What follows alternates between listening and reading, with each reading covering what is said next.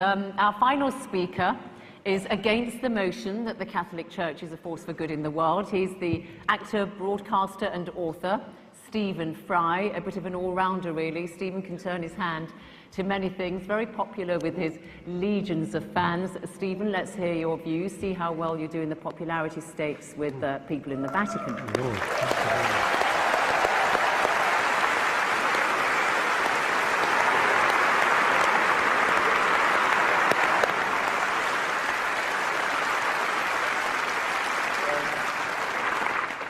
Ladies and gentlemen, there are occasions, as Gwendolen remarked, in The Importance of Being Earnest, when it becomes more than a moral duty to speak one's mind, it becomes a pleasure.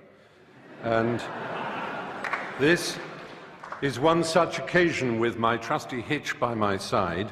I am very proud to be here, but also very nervous, very worried. I've been nervous all day, and the reason I've been nervous is quite simple, and that is that this motion matters to me.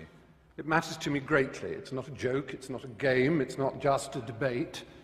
I genuinely believe that the Catholic Church is not, to put it at its mildest, a force for good in the world. And therefore it is important for me to try and marshal my facts as well I can to explain why I think that.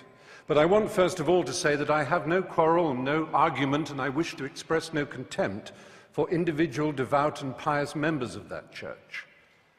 They are welcome to their sacraments, they're welcome to their reliquaries and to their Blessed Virgin Mary. They're welcome to their faith, to the importance they place in it, to the comfort and the joy that they receive from it. All of that is absolutely fine by me. It would be impertinent and wrong of me to express any antagonism towards any individual who wishes to find salvation in whatever form they wish to express it. That, to me, is sacrosanct as much as any article of faith is sacrosanct to anyone of any church or any faith in the world. It's very important. It's also very important to me, as it happens, that I have my own beliefs.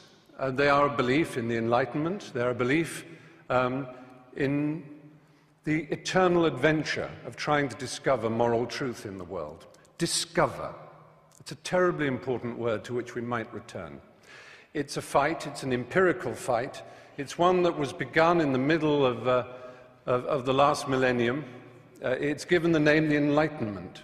And there is nothing, sadly, that the Catholic Church and its hierarchs likes to do more than to attack the Enlightenment. It did so at the time. Reference was made to Galileo and the fact that he was tortured for trying to explain the Copernican theory of the universe. That's history. History, as Miss Widdicombe has reminded us, is irrelevant. It's not important. All that matters now is that billions of pounds go out of this extraordinary institution to relieve the poor around the world and make the world a better place. History is of no importance whatsoever. Well, I beg to differ. History whinnies and quivers and vibrates in all of us, in this hall, in this square mile. Let's think about this square mile. I'll come back to it in a moment. But first, Christopher made mention of limbo. It seems so tedious and so silly, one of those little casuistic games that Thomists and others play. Aquinas and Augustine of Hippo both proposed this extraordinary idea that babies who were unbaptized would not know heaven. They also proposed the idea of purgatory, which doesn't exist in the Bible. There's absolutely no evidence for it. However, what an extraordinary, brilliant coup to imagine such a thing as purgatory. That a soul needs to be prayed for in order to go to heaven, in order to turn left when he enters the aeroplane of heaven and get a first-class seat. That he needs to be prayed for, and for many hundreds, indeed over 1,000 years, you'll be amazed what generous terms those prayers came at. Sometimes as little or as 2/3 of a year's salary could ensure that a dead loved one would go to heaven. And money could ensure that your baby, your dead child, your dead uncle, your dead mother could go to heaven. And if you were rich enough, you could have a chantry built, and monks would permanently sing prayers so that that existence in heaven for the child would go up and up and up until they were at the table of the Lord themselves. Now, all this is in the past and is irrelevant. I cede to Anne Widdecombe how irrelevant it is, except in one thing. This church is founded on the principle of intercession. Only through the apostolic succession, only through the laying on of hands from this Galilean carpenter, whom we can all admire, only from the laying on of hands to his apostles, to St. Peter, to the other bishops, all the way down to everyone consecrated in this room. Anyone ordained here will know they have this extraordinary power to change the molecules of wine into blood, literally, to change the molecules of paste bread into flesh, literally, and to forgive the sins of the peasants and the poor whom they routinely exploit around the planet. Only this church has this extraordinary principle that it is through these male priests, and only male priests, that this is given. It is a doctrinal fact. It is more than a doctrinal fact, it is a dogma. Extra ecclesiam nulla salus. Outside the church, there is no salvation. That is a dogma of the church that has been used to excuse all the missionary zeal, all the rape and torture of the Aztecs and the Incas, all the horrors of South America and Africa and the Philippines and the rest of the world, to which other churches and other cultures have also their guilt to admit. It's not unique to the Catholic Church, and I never said it was, and the motion doesn't say it was, or at least the opposition of the motion does not arrogate to the Catholic Church uniquely this sin. However, the particular nature of the exploitation of the poor, the vulnerable, and the young. If I were to talk to a priest now, believe me, that priest would be the most worldly, charming, self-deprecating, snobbish in a Ronald Knox, Alfred Gilby sort of way. He would be lovely. He would smoke. Gosh, how daring. He would be a sort of ha-ha-ha priest, and the superstition and the nonsense that we read about of the church, it's absolute. Don't pay any attention, Stephen. Just join Farm Street or the Brompton Oratory and have a marvelous time as a Catholic, and everything is lovely and splendid. But be poor and ignorant, and my goodness me, every single detail of damnation and original sin and of any possibility of your complaining or asking to think for yourself. I said, let's think of this square mile. Just imagine in this square mile how many people were burned for reading the Bible in English. And one of the principal burners and torturers of those who tried to read the Bible in English here in London was Thomas More. You may know if you've read the novel Wolf Hall, which won the Man Booker Prize just the other day. Now, that's a long time ago. It's not relevant, except that it was only last century that Thomas More was made a saint, and it was only in the year 2000 that the last pope, the Pole, he made Thomas More the patron saint of politicians. This is a man who put people on the rack for daring to own a Bible in English. He tortured them for owning a Bible in their own language. The idea that the Catholic Church exists to disseminate the word of the Lord is nonsense. It is the only owner of the truth for the billions that it likes to boast about, because those billions are uneducated and poor, as again it likes to boast about. But they are the ones it can tell and bully and domineer. And then we come to children. Well, it's all very well to say the world didn't know better. The world had no knowledge of how dangerous a crime child abuse was. I want to read you some of the words of Ratzinger, the current Pope. It staggers me to admit that he is the head of state of a country. Incidentally, Anne Widdecombe said, "We didn't have the power of a nation-state." Yes, you do. You are a nation-state. Yes, I wrote it down. You mentioned that. You are a nation-state. And it is no accident that the UN Cairo Population Conference, when they were trying to do something about the world's population spinning out of control, Vatican City, as a nation-state represented at that conference, made a joint statement with the Islamic countries of the world, notably the most extreme Islamic countries of the world, led by Saudi Arabia, and it began on behalf of the revealed religions of the world, ... And what it did was essentially hobble and veto any possibility of women's sexual freedom in the world, because, as we know, the Islamic religion and the Catholic Church have never been anything other than implacably opposed to women's choice in their own bodies and their destinies. However,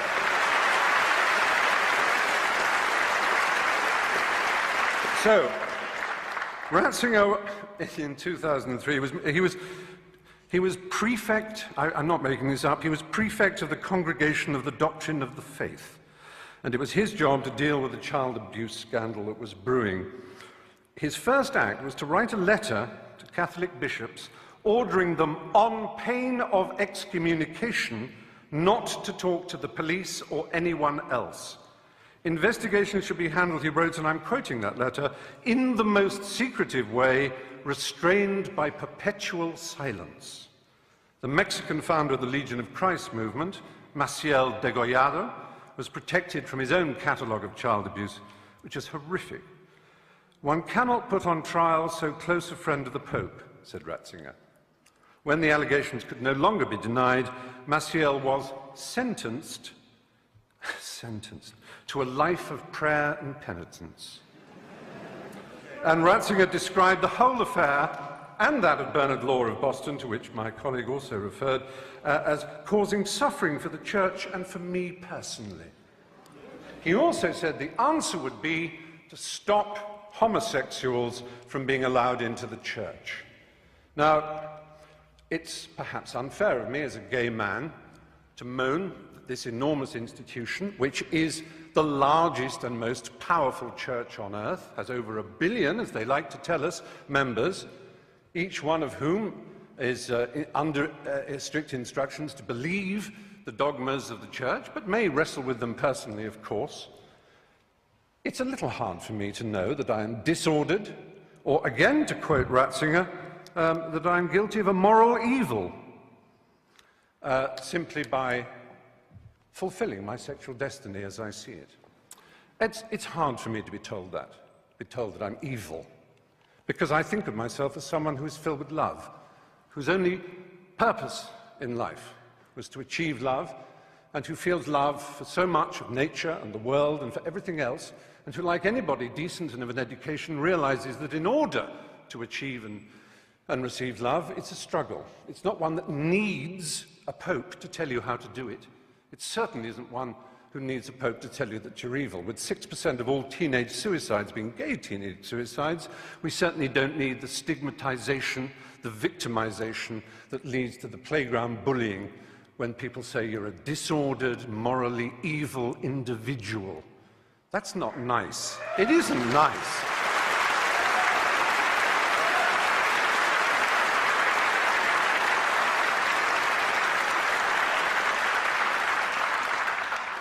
The kind of cruelty in Catholic education, the kind of let's not call it child abuse, it was child rape. The kind of child rape that went on systematically for so long. Let's imagine that we can overlook this and say it is nothing whatever to do with the structure and nature of the Catholic Church and the twisted, neurotic and hysterical way that its leaders are chosen. The celibacy, the nuns, the monks, the priesthood. This is not natural and normal, ladies and gentlemen, in 2009. It really isn't. I'm sorry. For me to be called a pervert by these extraordinarily sexually dysfunctional people, I don't think human history has ever had more.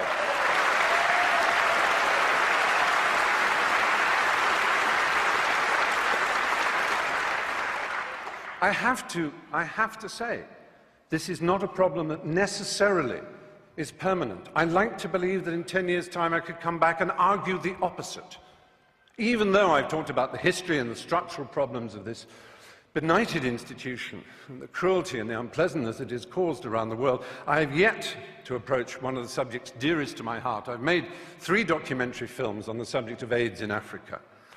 My particular love is the country of Uganda. It's one of the countries I love most in the world. Been there many times. I've interviewed Yoweri Museveni and his wife Janet before, unfortunately, she suddenly saw God. There was a period when Uganda had the worst incidence of HIV/AIDS in the world. I went to Rakai, the village where it was first spotted.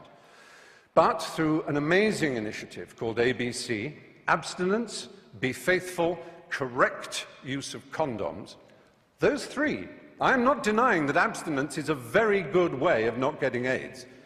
It really is. It works.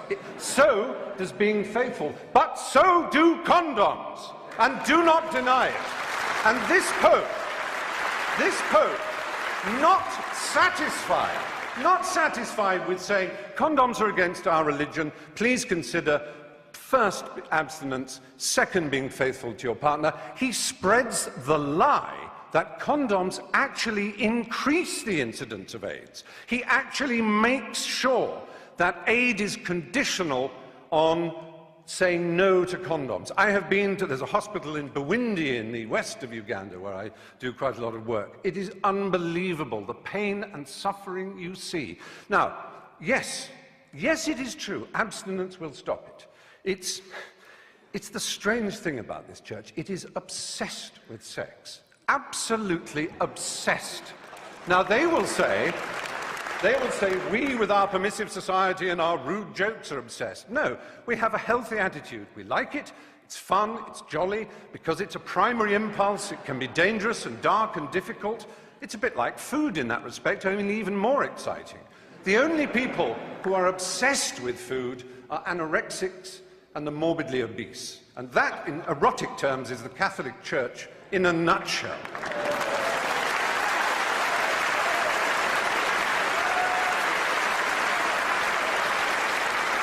So, all I want to say, really, is that we're here in the Methodist Hall. I'm not trying to argue against religion on this occasion. I'm not saying there's any...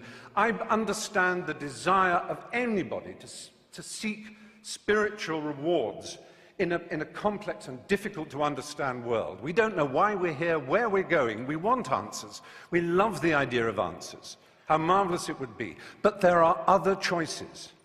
There are Quakers. Who could possibly quarrel with a Quaker? With their pacifism, with their openness, with their ease, with their simplicity, with their refusal to tell anybody what's a dogma and what isn't, even with Methodists also. I'm not saying Protestantism is the answer against Catholicism. I am merely saying there are all kinds of ways we can search for the truth. You do not need this imperial panoply of marble and gold. Do you know who would be the last person ever to be accepted as a prince of the church? The Galilean carpenter, that Jew. They would kick him out before he tried to cross the threshold. He would be so ill at ease in the church. That simple and remarkable man, if he said the things that he was said to have said, what would he think? What would he think of St. Peter's? What would he think of the wealth and the power and the self-justification and the wheedling apologies?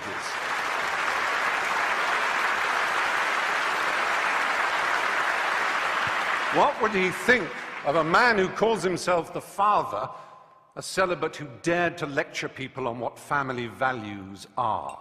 What would he think of any of that? He would be horrified. But there is a solution. There is an answer. There is redemption available for all of us and any one of us. And for the Catholic Church, funnily enough, I think it's a novel by Morris West.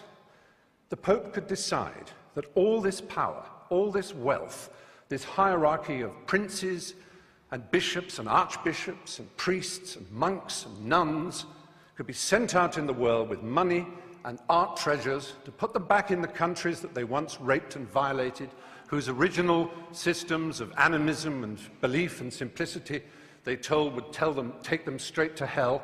They could give that money away, and they could concentrate on the apparent essence of their belief. And then I would stand here and say the Catholic Church may well be a force for good in the world. But until that day, it is not. Thank you.